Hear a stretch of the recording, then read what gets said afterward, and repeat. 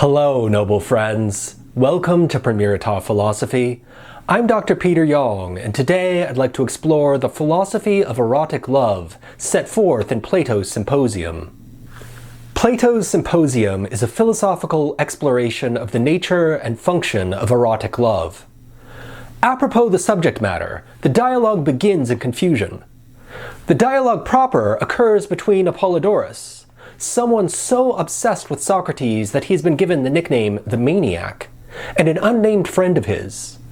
Apollodorus recounts a story he heard from Aristodemus, another man obsessed with Socrates, about a series of speeches that occurred one night to celebrate Agathon's winning a prize for his first tragedy. Though the events recalled are presented as having happened long ago, back when Apollodorus was still a child, he claims to have checked parts of Aristodemus' story with Socrates, and that Socrates confirmed them. So, according to Apollodorus and his source Aristodemus, several prominent men were gathered at Agathon's house to celebrate his poetic victory. And instead of getting drunk and listening to the music of flute girls as they usually do, they decide to remain sober and give a series of speeches in honor of the god of love.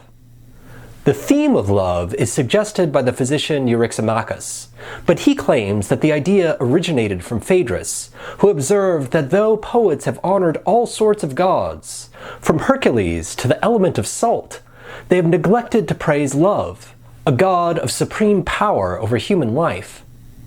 Though much of what was said, including some whole speeches, is admittedly forgotten, Apollodorus claims to have remembered the fundamental points. He promises, "Of course, Aristodemus couldn't remember exactly what everyone said, and I myself don't remember everything he told me, but I'll tell you what he remembered best, and what I consider the most important points." The symposium is thus arranged in a series of speeches, and, for the most part, does not display the usual back and forth of Socratic dialectic. Yet, when read carefully, the speeches can be seen to undergo a certain kind of dialectical development. Phaedrus gives the first speech in praise of love, asserting that, since poets such as Hesiod and Parmenides describe love as one of the most ancient of the gods, he must be considered as bestowing the greatest goods to humanity. And Phaedrus claims that mankind's greatest goods are social. There is nothing better for man than to be guided into appropriate civic behavior, and nothing imparts guidance as well as love. This guidance, Phaedrus maintains, takes the form of feeling shame at acting shamefully and pride at acting honorably, since a man is more concerned with his lover's appraisal than with that of anyone else, even family and comrades. Phaedrus then conjectures that if a city were to be composed entirely of lovers, it would be unstoppable. Quote, "If only there were a way to start a city or an army made up of lovers. Theirs would be the best possible system of society, for they would hold back from all that is shameful and seek honor in each other's eyes. Even a few of them, in battle side by side, would conquer the whole world." End quote.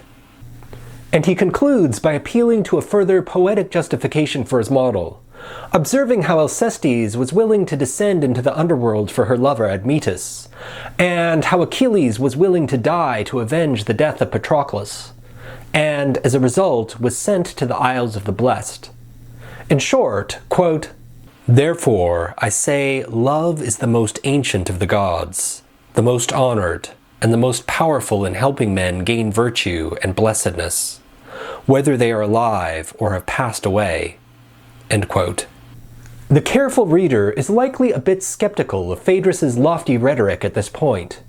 For not only can one easily call to mind cases in which erotic love might undermine social order, for example, Samson and Delilah, Solomon and his wives, and Tristan and Isolde, but the myths to which Phaedrus appeals have a more ambivalent character than he realizes. For example, though Hesiod claims that love was one of the first gods to be generated, he maintains, in the passage Phaedrus cites, that love is born of primal chaos. If love is born from chaos, then it is not obvious how its main function will be to bolster civic order. The same holds for the passage from Parmenides. For though love is the first god the cosmogenic deity creates, this passage occurs in Parmenides' description of the way of opinion, not the way of truth. And he does not paint an uplifting picture of this goddess's reign over the realm of becoming. Speaking of the creation of the physical universe, Parmenides declares, quote, "For the narrow ones were filled with unmixed fire, the next ones with night, and afterward there rushes a portion of flame. And in the middle of these, the divinity who steers all things. For she begins the hateful birth and mingling of all things, leading the female to mingle with the male, and again, in the opposite direction, the male with the female." End quote. Though this goddess creates love, she does so in order to facilitate the hateful birth and mingling of all things. These sorts of worries are picked up in the next speech, wherein Pausanias presents his alternative account of love. Pausanias declares that the subject of their speeches, love, has been ill-defined, since there are, in fact, two kinds of love, corresponding to two different goddesses called Aphrodite. The elder comes from a single parent, Uranus, and is known as Urania, or heavenly Aphrodite. The younger has two parents, Zeus and Dion, and is called Pandemos, or common Aphrodite. To these two Aphrodites, then, correspond two different loves, the common and the heavenly. Common love is directed towards only the body, and, as a result, is inconstant. This is the love felt by the vulgar, to the body more than to the soul, and to the least intelligent partners, since all they care about is completing the sexual act. Such love, claims Pausanias, should be considered vile, since, quote, "It is the common, vulgar lover who loves the body rather than the soul. The man whose love is bound to be inconstant, since what he loves is itself mutable and unstable. The moment the body is no longer in bloom, he flies off and away, his promises and vows in tatters behind him." End quote. Heavenly love, in contrast, is directed towards the soul. These lovers find pleasure in what is by nature stronger and more intelligent. This kind of love desires virtue and is rendered constant as a result. Quote, "How different from this is a man who loves the right sort of character, and who remains its lover for life, attached as he is to something that is permanent." End quote.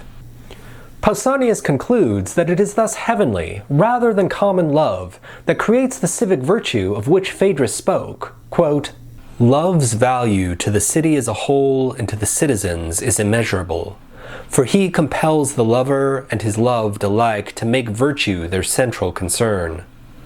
All other forms of love belong to the vulgar goddess." End quote. Yet, the careful reader might once again be skeptical.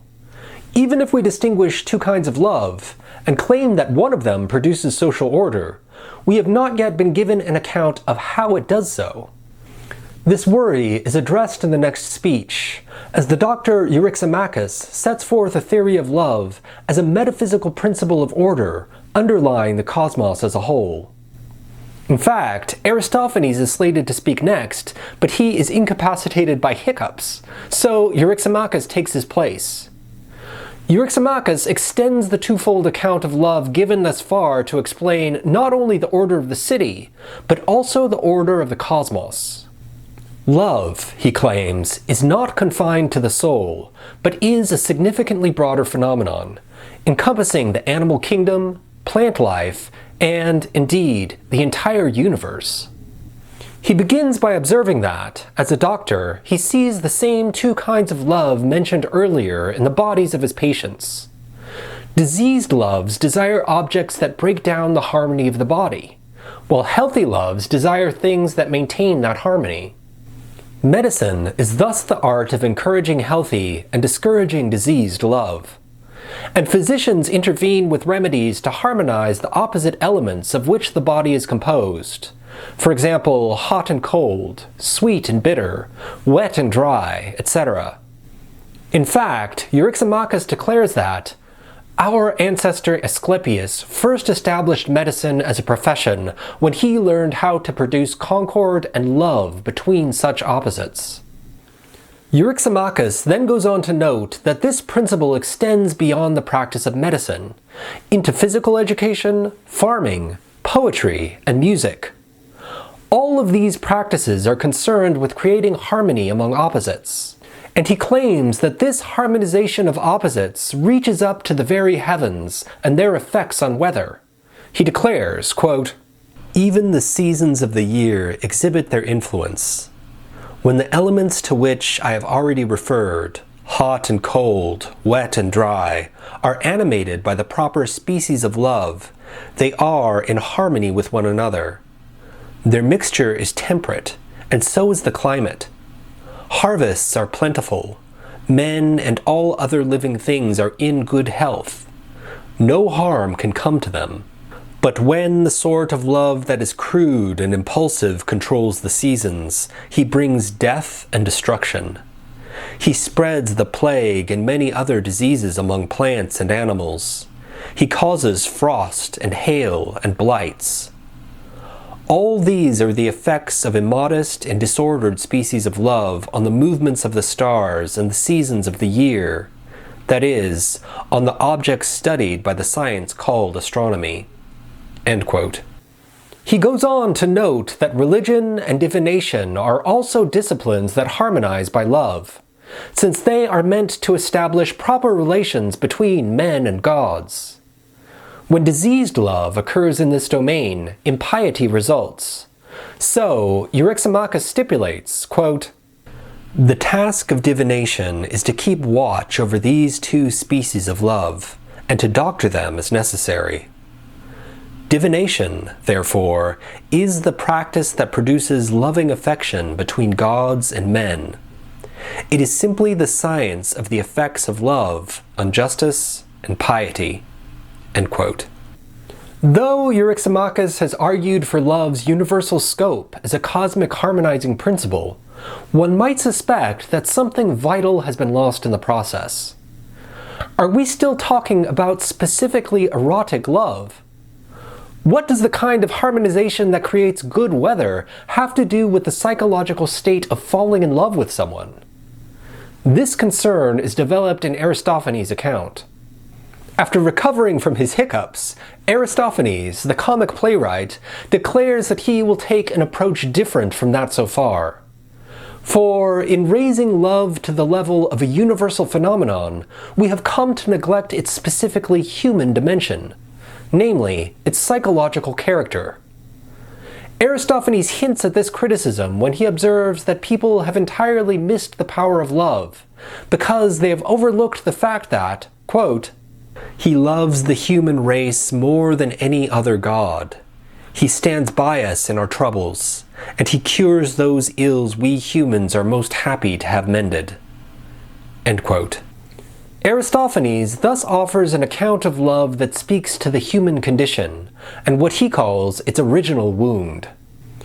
To explain the psychological dimension of love, Aristophanes concocts a myth, maintaining that humanity at its inception was of three kinds: male, female, and androgynous. The male was born of the sun, the female of the earth, and the androgynous of the moon, because the moon shares in both. And because humans were born of these heavenly bodies, they were themselves round and traveled in circular orbits. He explains, quote, "The shape of each human being was completely round, with back and sides in a circle. They had 4 hands each, as many legs as hands, and 2 faces, exactly alike, on a rounded neck.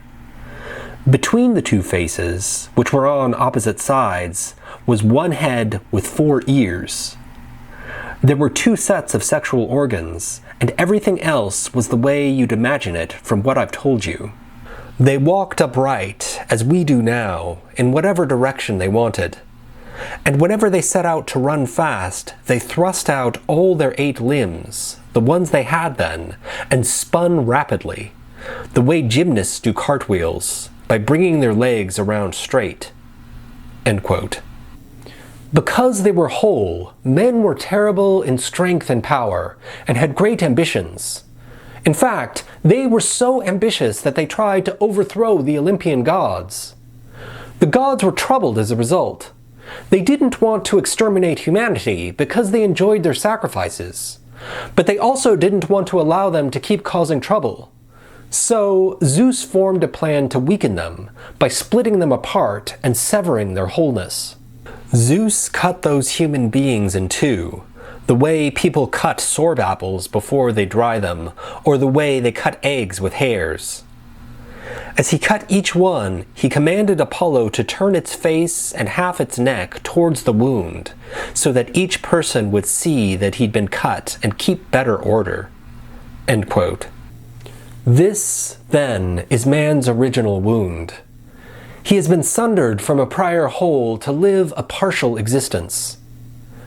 Aristophanes claims that love is what occurs when two halves once more find each other and reconstitute their former wholeness. Quote, "Now, since their natural form had been cut in two, each one longed for its own other half, and so they would throw their arms about each other, weaving themselves together, wanting to grow together. This, then, is the source of our desire to love each other. Love is born into every human being. It calls back the halves of our original nature together. It tries to make one out of two and heal the wound of nature. And so, when a person meets the half that is his very own, then something wonderful happens. The two are struck from their senses by love, by a sense of belonging to one another, and by desire, and they don't want to be separated from one another, not even for a moment." End quote. Aristophanes thus paints a compelling picture of romantic love, and how it drives people to join together. Love, then, for Aristophanes, should be considered as the name for our pursuit of wholeness, and for our desire to be complete.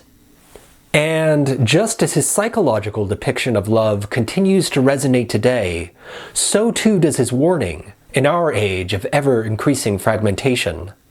For in Aristophanes' tale, Zeus threatens, quote, "If they still run riot and do not keep the peace, I will cut them in two again, and they'll have to make their way on one leg hopping." End quote. And Aristophanes himself advises, quote, "Long ago we were united, as I said, but now the god has divided us as punishment for the wrong we did him, just as the Spartans divided the Arcadians. So there's a danger that if we don't keep order before the gods, we'll be split in two again, and then we'll be walking around in the condition of people carved on the gravestones in bas relief, sawn apart between the nostrils, like half dice." End quote. Looking around at contemporary society, where people have as many selves as digital avatars, one might wonder whether Zeus's judgment has already come to pass. Yet, despite the psychological perspicacity of Aristophanes' account, one might still wonder what this has to do with love in itself, not just love as it appears to us. This problem motivates Agathon's subsequent speech. Agathon begins by pointing out that the speeches so far have praised love's effects, but not its intrinsic character. And this, he contends, is unfitting. Rather, it is right for us to praise him first for what he is, and afterwards for his gifts.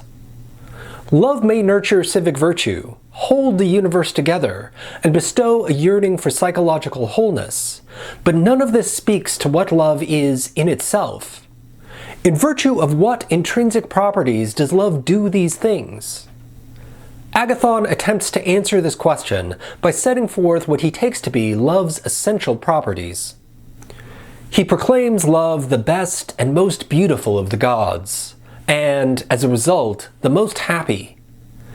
Contrary to Phaedrus and Pausanias, Agathon claims that love is the youngest of the gods, and derives his superiority from his youth. The stories of Hesiod and Parmenides, he contends, narrate events that happened under necessity, not love. For, under love's reign, not one of all those violent deeds would have been done. No castrations, no imprisonments. There would have been peace and brotherhood instead, as there has been now as long as love has been king of the gods. Love makes peace, Agathon claims, by drawing gods and men to beauty. Quote, that, too, is how the gods' quarrels were settled, once love came to be among them. Love of beauty, obviously, because love is not drawn to ugliness. Before that, many dreadful things happened among the gods, because necessity was king. But once this god was born, all goods came to gods and men alike through the love of beauty. End quote. Agathon also claims that love is delicate, fluid, and supple, and possesses the four cardinal virtues of justice, moderation, courage, and wisdom. The guests applaud Agathon's speech, but Socrates, as expected, begins to probe its basic premises. He asks Agathon whether love is always a love of something. Is love essentially directed towards an object? Agathon agrees that it is. For example, we might say that when Tristan and Isolde are in love, Tristan's love would have Isolde for its intentional object, and vice versa. Tristan loves Isolde, and Isolde Tristan. Love, then, is an intentional state, and, hence, is essentially directed towards an object. Furthermore, Socrates asks Agathon about the relation between love and desire. And Agathon claims that desire is the manner in which love relates to its object. To love something is to desire it. But then, Socrates points out that one can desire only what one lacks. A weak person can desire to be strong, but the strong person doesn't desire to be strong. He is strong. Socrates observes that one might object that some people claim to desire things that they already have, but he contends that what they really mean is that they desire to have in the future what they currently possess in the present. And he points out that this future state is one they do not now possess. For example, Milo the wrestler might be strong, yet nonetheless assert, D, I desire to be strong. Yet, the actual content of his assertion is D prime, I desire to be strong in the future. Milo thus desires strength in the future, something he does not currently have. Agathon is convinced and agrees to the claim that one who has a desire desires what is not at hand and not present, what he does not have and what he is not, and that of which he is in need, for such are the objects of desire and love. Socrates then points out that this contradicts Agathon's initial account of love. For Agathon claimed that love is both beautiful and desires beauty. This cannot be the case, since if love desires beauty, it must lack it. So, in light of Socrates' cross-examination, Agathon admits, quote, it turns out, Socrates, I didn't know what I was talking about in that speech. End quote. At this point, Socrates sketches his own account of love. Instead of giving a formal speech like the others, Socrates recounts a dialogue he had with Diotima, a wise woman of Manatea. This would, no doubt, have surprised his interlocutors, since some of them had earlier asserted that women were incapable of higher love. Socrates describes Diotima as his teacher in the art of love, and highlights her wisdom by calling attention to the fact that she diverted the plague from Athens for 10 years by instructing the people in how to make appropriate sacrifices. Socrates claims that he initially held a view similar to Agathon's, believing love to be a great and beautiful god, but she convinced him otherwise. Using the same argument Socrates has just used on Agathon, Diotima persuades Socrates that love is neither beautiful nor good, since he desires them, and one can only desire what one lacks. But Diotima contends that this does not entail that love is bad or ugly, since it is possible for something to be in between two contrary properties. For example, judging things correctly without being able to furnish a reason for it would stand between wisdom and ignorance. If one were wise, one would be able to justify one's claims. And if one were ignorant, one's claims would be false. Having a correct opinion without being able to justify it thus constitutes an intermediate state between the two. In the same manner, Diotima contends that love is not a god at all, but a great daimon, in between god and mortal. Love is neither a genuine god, nor a mere mortal, but a mediating spirit between them. She explains, quote, "They are messengers who shuttle back and forth between the two, conveying prayer and sacrifice from men to gods, while to men they bring commands from the gods and gifts in return for their sacrifices. Being in the middle of the two, they round out the whole and bind fast the all to all. Through them all divination passes. Through them the art of priests in sacrifice and ritual, in enchantment, prophecy, and sorcery. Gods do not mix with men. They mingle and converse with us through spirits instead, whether we are awake or asleep. He who is wise in any other way, in a profession or any manual work, is merely a mechanic. These spirits are many and various then, and one of them is love." End quote. Diotima then goes on to explain the nature and function of love, beginning with an account of his nature and then going on to describe his function. Love, she claims, was conceived at the celebration of Aphrodite's birth. His father was Poros, resourceful, the son of Metis, cunning, and his mother was Penia, poverty. Poros got drunk at the party, and Penia, who had come to beg, devised a scheme to relieve her lack of resources. She decided to conceive a child from Poros, so she lay with him while he was drunk and got pregnant with Love. This explains why Love serves Aphrodite, since he was conceived at the celebration of her birth. And it accounts for why he loves beauty, since Aphrodite herself is especially beautiful. And as a child of both resourcefulness and poverty, he partakes of both their natures. Because he shares in his mother's nature, he is poor, tough, shriveled, shoeless, and homeless. But because of his father, he is also resourceful. Quote, "He is a schemer after the beautiful and the good. He is brave, impetuous, intense, an awesome hunter, always weaving snares, resourceful in his pursuit of intelligence, a lover of wisdom through all his life, a genius with enchantments, potions, and clever pleadings." End quote. And he is neither immortal nor mortal, dying and rising to life again.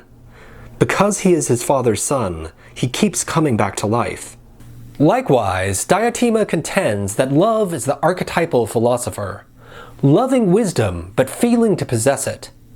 He thus exists between wisdom and ignorance. She explains, quote, "None of the gods loves wisdom or wants to become wise, for they are wise, and no one else who is wise already loves wisdom. On the other hand, no one who is ignorant will love wisdom either, or want to become wise. For what's especially difficult about being ignorant is that you are content with yourself, even though you're neither beautiful and good nor intelligent.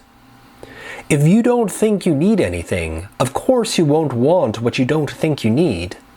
End quote. This, then, is the mediating nature of love. Diotima then inquires into love's function and observes that love seeks the good. Specifically, she contends that love is wanting to possess the good forever, and that people attempt to do this by giving birth in beauty, whether in body or soul. She explains that though humans are mortal, they pursue eternity through the process of reproduction. Reproduction goes on forever. It is what mortals have in place of immortality. Every particular mortal dies, yet the human species will continue as long as children are born. And this, she claims, is why beauty is essentially connected to love, since birth can occur only under the beautiful. She explains, quote, "Beauty is in harmony with the divine. Therefore, the goddess who presides at childbirth, she's called Moira or Eilithwia, is really beauty. That's why, whenever pregnant animals or persons draw near to beauty, they become gentle and joyfully disposed and give birth and reproduce. But near ugliness they are foul-faced and draw back in pain. They turn away and shrink back and do not reproduce. And because they hold on to what they carry inside them, the labor is painful. This is the source of the great excitement about beauty that comes to anyone who is pregnant and already teeming with life. Beauty releases them from their great pain." End quote. Human love thus does not desire beauty as such, but reproduction and birth in beauty, given that reproduction is the closest thing man can have to possessing the good forever. Beauty, or fate, is what allows for reproduction. Note that, on this view, love is essentially delusional. It desires the eternal possession of the good, but can attain, at best, only a continual process of reproduction through time. As the later philosopher Novalis aptly put it, "We seek the unconditioned, but all we ever find are things." Hints of such a negative appraisal can be seen in Diotima's portrayal of love as a disease afflicting unreasoning animals. She declares, quote, "What do you think causes love and desire, Socrates? Don't you see what an awful state a wild animal is in when it wants to reproduce? Footed and winged animals alike, all are plagued by the disease of love." End quote. Likewise, her analysis of the extent of the cycle of reproduction, the simulacrum of eternity, leads her close to the Buddhist concept of the no-self. She explains, quote, "For among animals the principle is the same as with us, and mortal nature seeks so far as possible to live forever and be immortal. And this is possible in one way only, by reproduction, because it always leaves behind a new young one in place of the old. Even while each living thing is said to be alive and to be the same, as a person is said to be the same from childhood till he turns into an old man, even then he never consists of the same things, though he is called the same. But he is always being renewed, and in other respects passing away, in his hair and flesh and bones and blood, and his entire body. And it's not just in his body, but in his soul too. For none of his manners, customs, opinions, desires, pleasures, pains, or fears ever remains the same, but some are coming to be in him while others are passing away. And what is far stranger than that is that not only does one branch of knowledge come to be in us while another passes away, and that we are never the same in respect to our knowledge, but that each single piece of knowledge has the same fate. For what we call studying exists because knowledge is leaving us, because forgetting is the departure of knowledge, while studying puts back a fresh memory in place of what went away, thereby preserving a piece of knowledge, so that it seems to be the same. And in that way, everything mortal is preserved, not, like the divine, by always being the same in every way, but because what is departing and aging leaves behind something new, something such as it had been." End quote. Diotima here claims that, though we say a man remains identical through time, this is never literally true. His body changes from moment to moment, its parts dying and being reproduced. And his psychological states change as well. Habits, beliefs, wishes, fears, all come to be and pass away, And even knowledge, what would seem to be the most stable psychological state, is perpetually forgotten and recalled. It would seem, then, that the most rational approach to the situation would be to give up the illusion and renounce love. Love desires immortality, but can never grasp it, and, so, is essentially delusional. Such considerations would hold even for the kinds of births she attributes to the soul, such as honor, as in the case of Achilles or Alcestis, and the establishment of civic laws, as in the case of Lycurgus and Solon.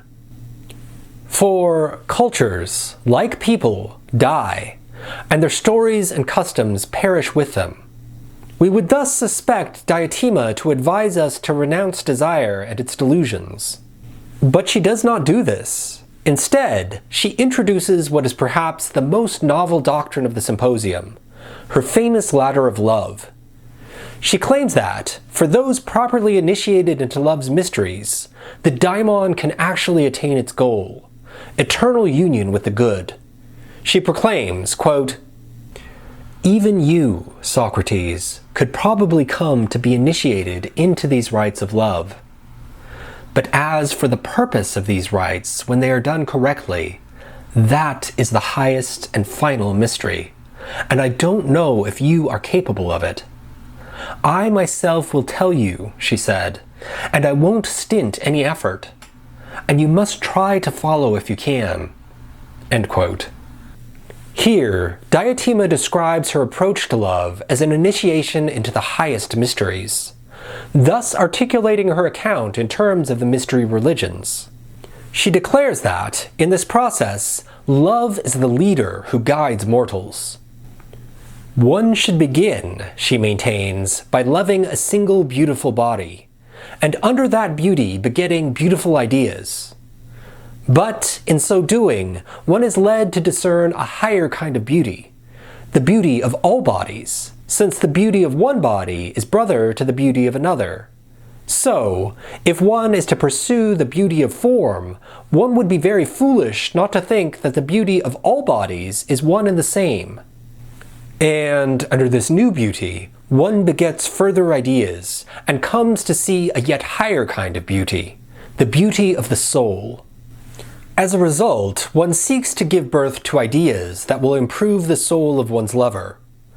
This, then, allows one to discern the higher beauty of laws and customs, which will again cause one to give birth and once more see a higher beauty, the beauty of knowledge.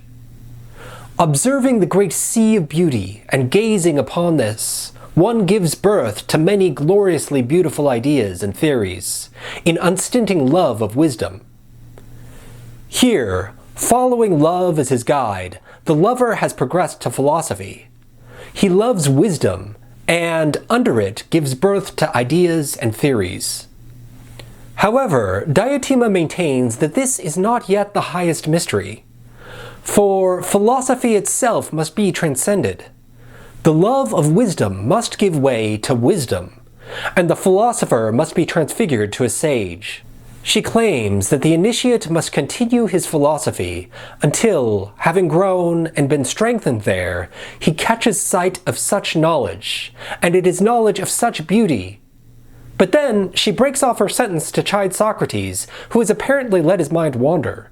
She rebukes him, quote, "Try to pay attention to me as best you can. You see, the man who has been thus far guided in matters of love, who has beheld beautiful things in the right order and correctly, is coming now to the goal of loving. All of a sudden, he will catch sight of something wonderfully beautiful in his nature. That, Socrates, is the reason for his earlier labors." End quote. She claims that the goal of this entire process is to behold the form of beauty itself, and, under it, to give birth to true virtue, thereby attaining the true aim of love, possession of the good forever. In short, under the form of the beautiful, one gives birth to God in the soul. In a moving passage, Diotima describes this beatific vision as follows, quote, "First, it always is, and neither comes to be nor passes away, neither waxes nor wanes.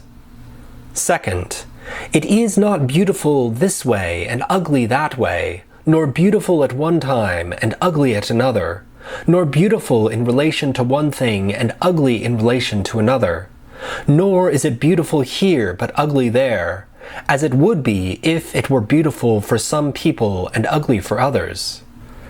Nor will the beautiful appear to him in the guise of a face or hands or anything else that belongs to the body. It will not appear to him as one idea or one kind of knowledge. It is not anywhere in another thing, as in an animal, or in earth, or in heaven, or in anything else, but itself, by itself, with itself. It is always one in form, and all the other beautiful things share in that, in such a way that when those others come to be or pass away, this does not become the least bit smaller or greater, nor suffer any change. So, when someone rises by these stages, through loving boys correctly, and begins to see this beauty, he has almost reached his goal. This is what it is to go aright, or to be led by another, into the mystery of love. One goes always upwards for the sake of this beauty, starting out from beautiful things and using them like rising stairs, from one body to two, and from two to all beautiful bodies, then from beautiful bodies to beautiful customs, and from customs to learning beautiful things, and from these lessons he arrives in the end at this lesson, which is learning of this very beauty, so that, in the end, he comes to know what it is to be beautiful." End quote. Thus, when approached rightly, love can attain its true aim, immortality, the eternal possession of the good.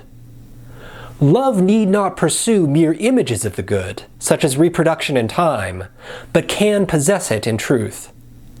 Desire, then, need not be renounced, but may be embraced as a workmate. Love is an energy that propels the soul's journey into God. Socrates thus concludes, quote, "This is what Diotima told me. I was persuaded, and once persuaded, I try to persuade others too that human nature can find no better workmate for acquiring this than love. That's why I say that every man must honor love, why I honor the rights of love myself and practice them with special diligence, and why I commend them to others." End quote. Socrates' speech is greeted with raucous applause and the shouting of Aristophanes as he tries to respond to a point Socrates made about his account. And their yelling is then swallowed by an even greater commotion as a large drunken party arrives at the courtyard door, rattling it loudly, accompanied by the shrieks of some flute girl they had brought along.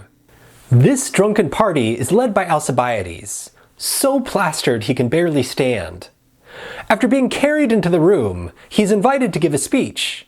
But, given that he is utterly inebriated, he doesn't want to compete with them in praising love, and so chooses to give a speech in honor of Socrates instead.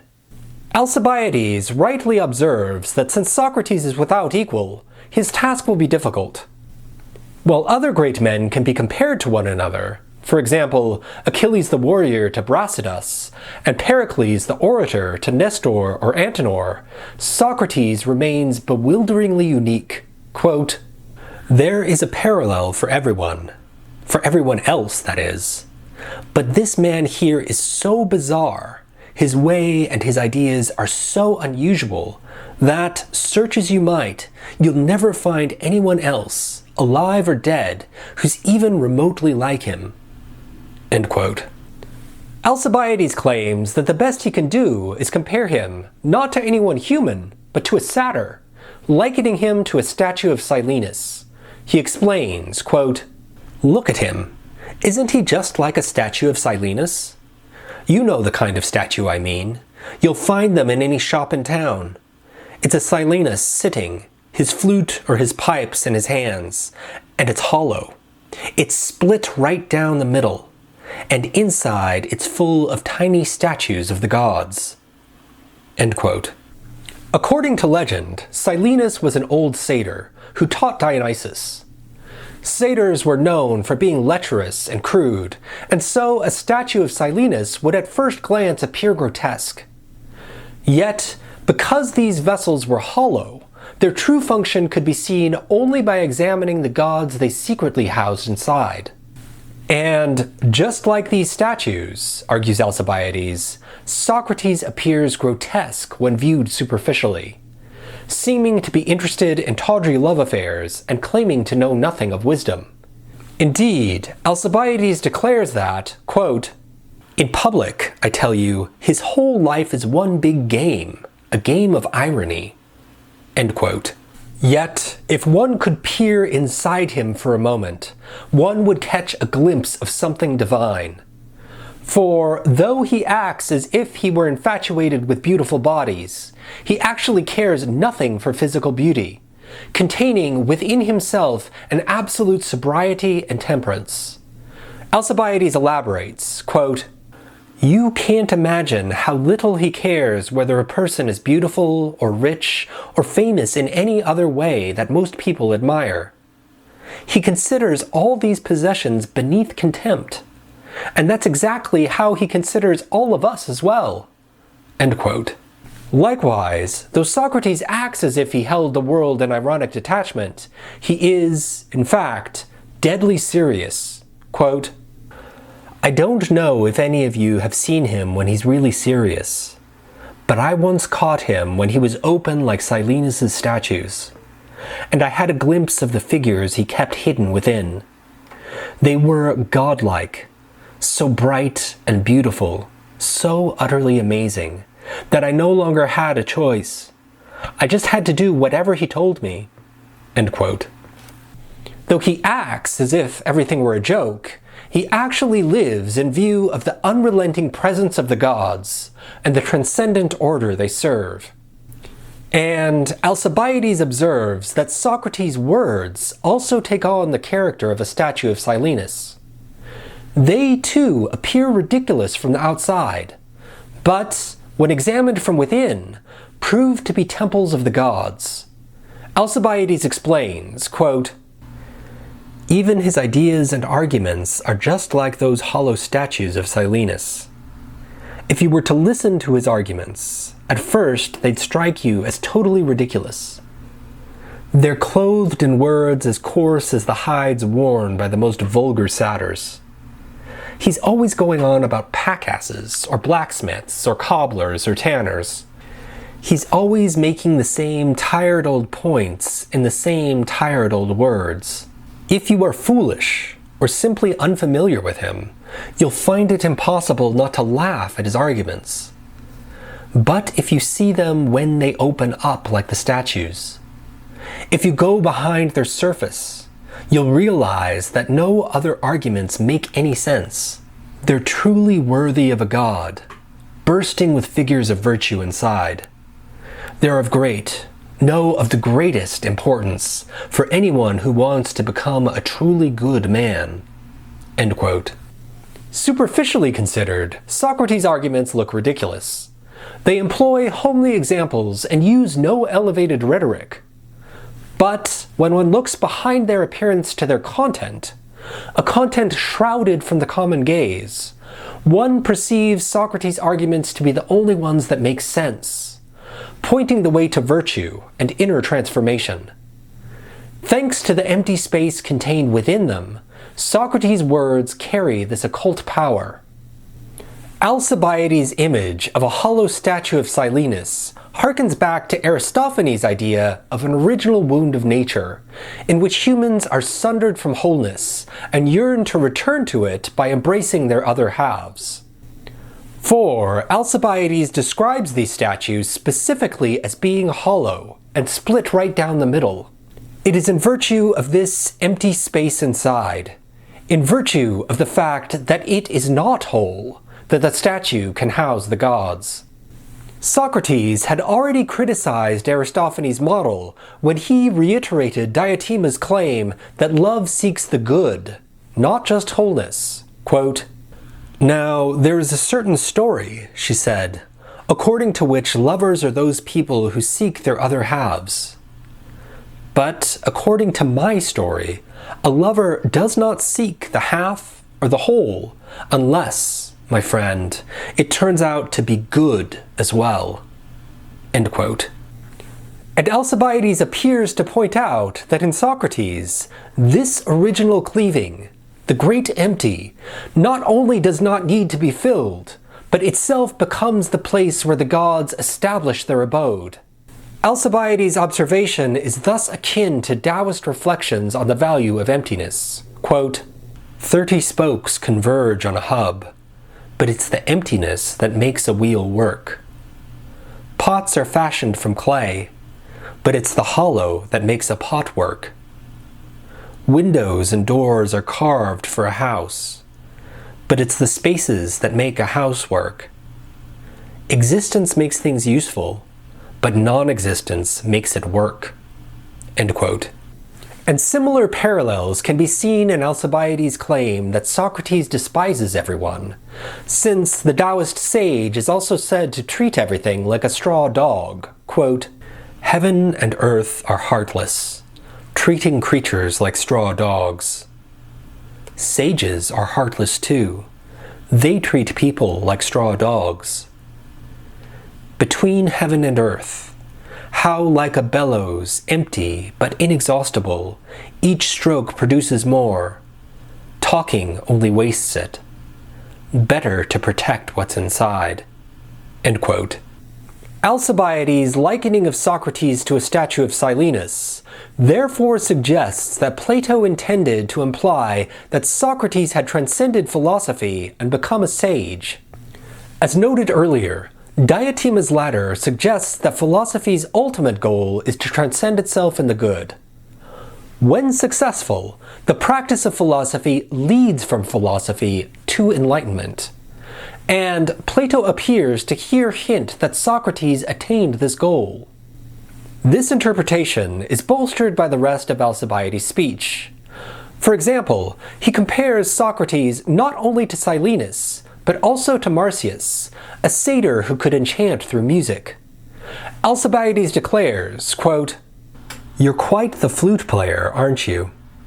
In fact, you're much more marvelous than Marsyas, who needed instruments to cast his spells on people.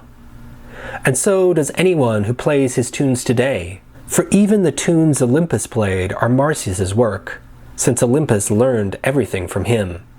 Whether they are played by the greatest flautist or the meanest flute girl, his melodies have in themselves the power to possess, and so reveal those people who are ready for the god and his mysteries. That's because his melodies are themselves divine. The only difference between you and Marsyas is that you need no instruments. You do exactly what he does, but with words alone. You know, people hardly ever take a speaker seriously, even if he's the greatest orator. But let anyone, man, woman, or child, listen to you or even to a poor account of what you say, and we are all transported, completely possessed." End quote. Alcibiades here identifies the words of Socrates with divine music, a music capable of possessing people, of drawing them into the sacred mysteries, and, ultimately, of bringing them face to face with the divine. Alcibiades describes his own experience of Socratic possession when he comes to perceive a goal so lofty he grows ashamed of his former life. He explains, quote, "When he starts to speak, I am beside myself. My heart starts leaping in my chest. The tears come streaming down my face. Even the frenzied Corybantes seem sane compared to me. And, let me tell you, I am not alone. I have heard Pericles and many other great orators, and I have admired their speeches. But nothing like this ever happened to me. They never upset me so deeply that my very own soul started protesting that my life, was no better than the most miserable slaves. And yet that is exactly how this Marsyas here at my side makes me feel all the time. He makes it seem that my life isn't worth living. He always traps me, you see, and he makes me admit that my political career is a waste of time, while all that matters is just what I most neglect, my personal shortcomings, which cry out for the closest attention. So I refuse to listen to him. I stop my ears and tear myself away from him, for, like the sirens, he could make me stay by his side till I die." End quote. Socrates' words are thus depicted as having the same effect as the Bacchic rituals of the Corybantes, working a change in Alcibiades' soul. And Alcibiades' depiction of Socrates' way of life also presents him as a sage possessing extraordinary powers. For example, when serving in the military with Alcibiades, Socrates is unmoved by the hardships of war. No one else stood up to the hunger as well as he did. Or again, though Socrates can drink more than anyone, he never gets drunk. And he is said to be resistant to cold. Alcibiades recalls, quote, "Once, I remember, it was frightfully cold. No one so much as stuck his nose outside. If we absolutely had to leave our tent, we wrapped ourselves in anything we could lay our hands on, and tied extra pieces of felt or sheepskin over our boots. Well, Socrates went out in that weather, wearing nothing but this same old light cloak. And even in bare feet he made better progress on the ice than the other soldiers did in their boots. You should have seen the looks they gave him. They thought he was only doing it to spite them." End quote. Socrates is thus impervious to the weather.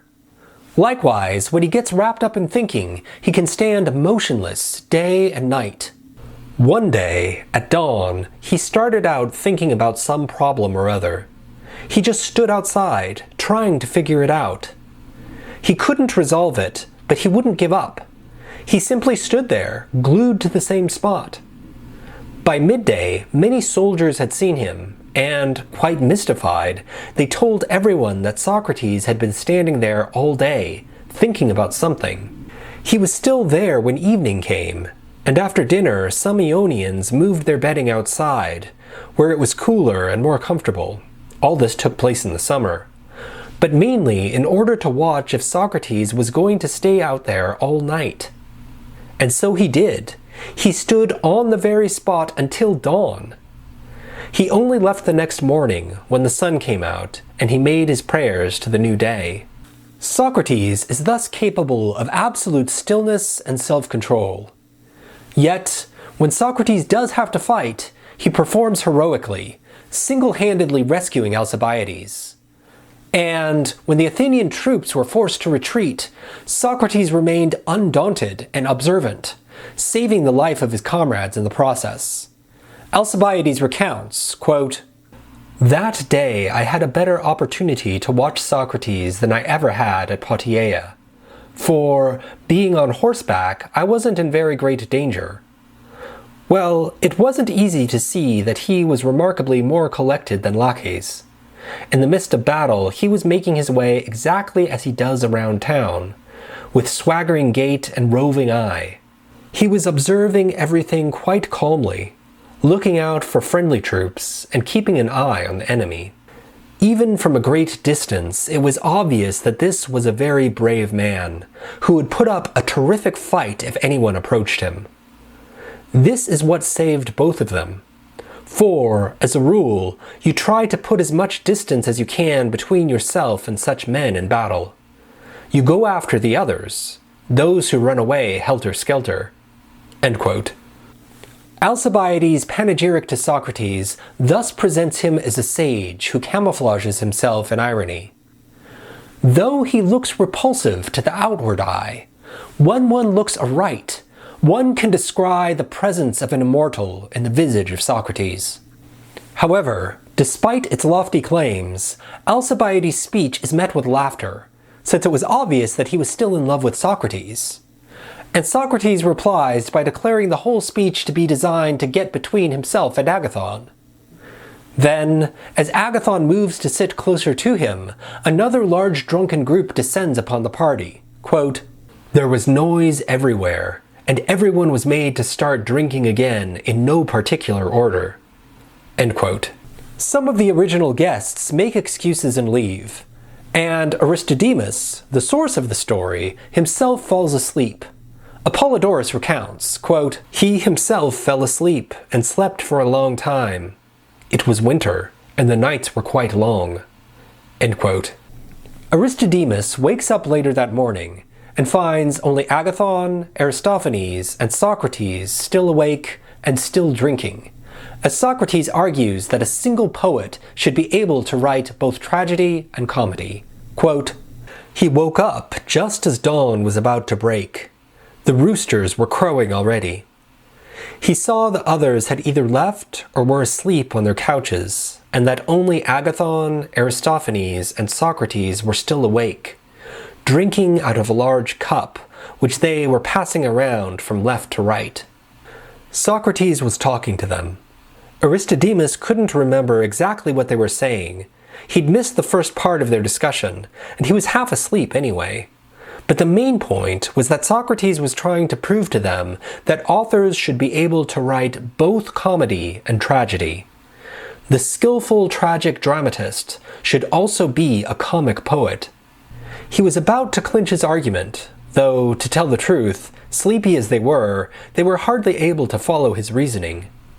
In fact, Aristophanes fell asleep in the middle of the discussion, and very soon thereafter, as day was breaking, Agathon also drifted off. But after getting them off to sleep, Socrates got up and left, and Aristodemus followed him, as always. He said that Socrates went directly to the Lyceum, washed up, spent the rest of the day just as he always did, and only then, as evening was falling, went home to rest." End quote. So, at the revel's end, Socrates alone remains awake, the rest drifting into drunken slumber.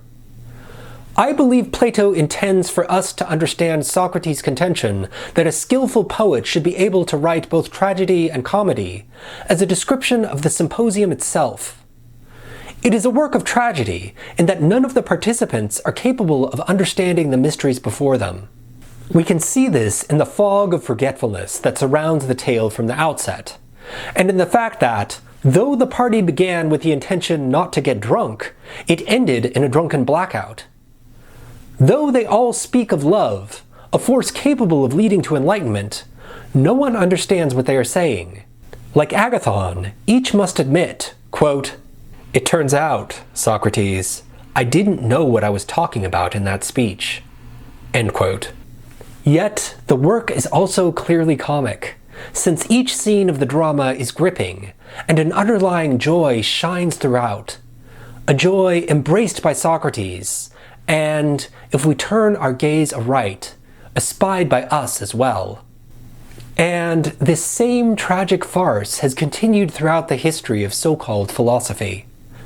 A discipline which has defined itself through its self-sundering from its spiritual roots, but which, from its inception, was forged as an instrument of theosis, a vehicle for the mind's journey into God, a ladder to be abandoned after ascent.